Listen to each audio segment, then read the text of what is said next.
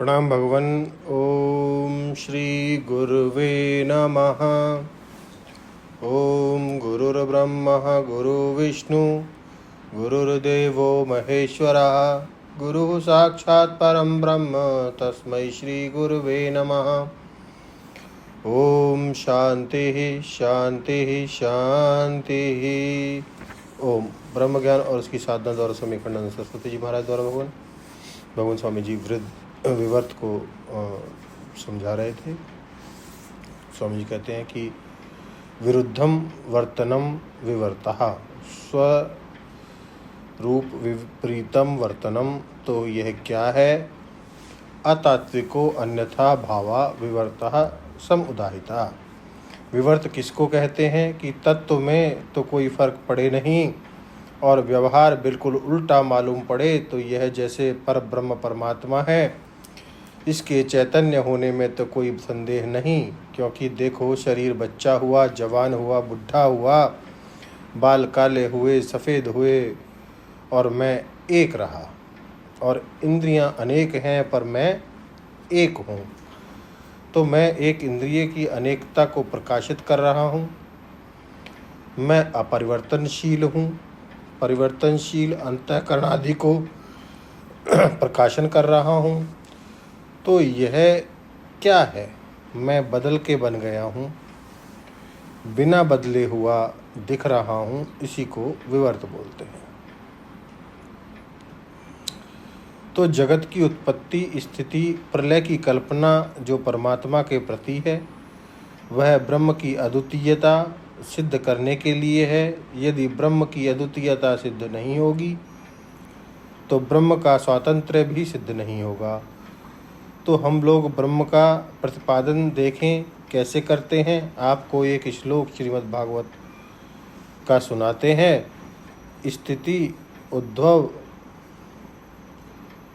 प्रलय हेतुवस्य यत स्वप्न जागृत सुषुप्तिषु सद बहिश्च देहे इंद्रियासु हृदयानि चरन्ति येन संजीवितानि तद्वेहि परम नरेंद्र। जो जगत की उत्पत्ति, स्थिति, प्रलय का हेतु है और स्वयं अहेतु है, जो जागृत, स्वप्न, सुषुप्ति में रहकर भी इनसे बाहर है, माने जो जागृत में वैश्वानर, स्वप्न में तेजस, सुषुप्ति में प्राज्ञ और तीनों से विलक्षण तुल्य है। देह, इंद्रिय, प्राण और हृदय जिसकी शक्ति से जीवन पाकर कार्य करते हैं, उसे तुम परमात्म तत्व जानो।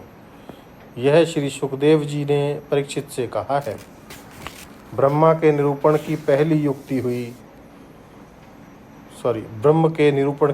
युक्ति हुई संपूर्ण जगत की उत्पत्ति, स्थिति, प्रलय का कारण और स्वयं अकारण। दूसरी युक्ति हुई जागृत, स्वप्न, सुषुप्ति तीनों में वैश्वानर, तेजस और प्राज्ञ रूप से उपस्थित, और बहिष्य तीनों में एक होने के कारण तीनों से विलक्षण तुर्य है, तुर्यम त्रिषु संततम। और चौथी युक्ति हुई संपूर्ण कार्य कारण संघात का जीवन। दूसरे शब्दों में सबके पाणिपाद और आदि इंद्रियों आदि वाला और इन सब से विलक्षण, सर्वतः पाणिपादम तत् इत्यादि तथा सर्वम आवृत्य तिष्ठति। यह अध्यारोप अपवाद हुआ। सर्वतः पाणिपाद तत्, इस श्लोक की व्याख्या दो तरह से करते हैं हमारे अद्वैत वेदांती। इस श्लोक की व्याख्या में भी उनको स्वातंत्र्य होता है। यदि आत्मा ब्रह्म एक है और ब्रह्म के सिवाय दूसरी कोई वस्तु नहीं है, केवल भान मात्र है, इस सिद्धांत को स्वीकार कर लें तो अद्वैत सिद्धांत में प्रवक्ता को स्वातंत्र्य होता है कि वह चाहे जिस प्रक्रिया से, जिस शैली से वस्तु तत्व का प्रतिपादन करे। वस्तु अद्वितीय होनी चाहिए, वह कहीं सातवें आसमान में नहीं होनी चाहिए और वह भीतर घुसी हुई भी नहीं होनी चाहिए, क्योंकि जो अंतर्देश में है और बहिर्देश में नहीं है वह परिच्छिन्न है, और जो सातवें आसमान में है यहाँ नहीं है वह भी परिच्छिन्न है, और जो केवल समाधि काल में है सो भी परिच्छिन्न है, जो केवल कारण दशा में है सो भी परिच्छिन्न है। तो न केवल ब्रह्म कारण दशा में है बल्कि कार्य में भी वही, न केवल अंतर्देश में है बल्कि बहिर्देश में भी वही, न केवल समाधि काल में है बल्कि विक्षेप काल में भी वही, असल देश में भी वही।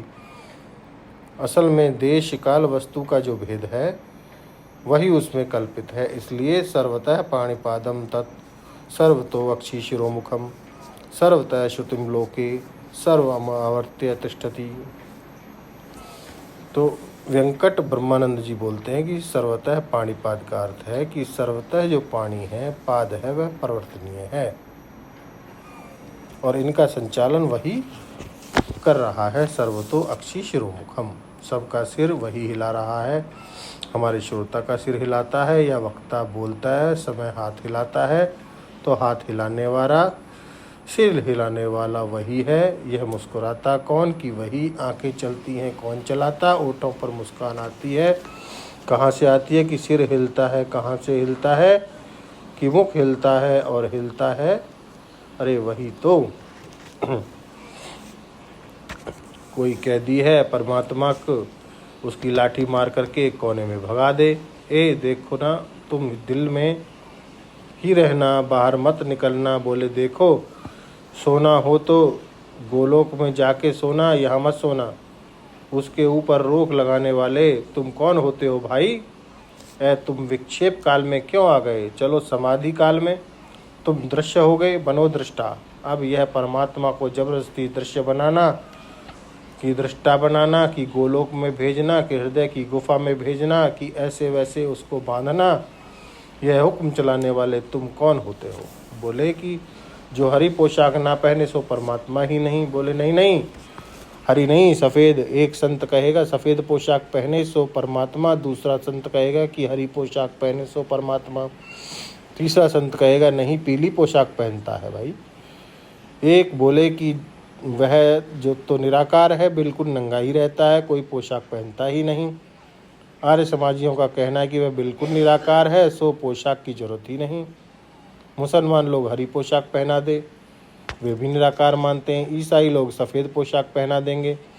असल में जो पोशाक पादरी पहनेगा तो मौलवी पहनेगा और उसकी पोशाक हो जाएगी। हमारे भक्त लोगों को पीली पोशाक अच्छी लगे तो परमात्मा भी पीला पहना दें, परमात्मा को पीला पहना दे। परंतु यह कहना कि परमात्मा तुम पीली पोशाक नहीं पहन सकते या पीली ही पहनो दूसरी नहीं पहन सकते, बिल्कुल गलत है। तो सर्वतः पाणिपादम तत्सर्वो तो अक्षि शिरोमुखम। व्याख्या को भगवान और आगे बढ़ाएंगे अगले सत्संग में। ओम शांति ही शांति ही शांति ही। प्रणाम भगवान।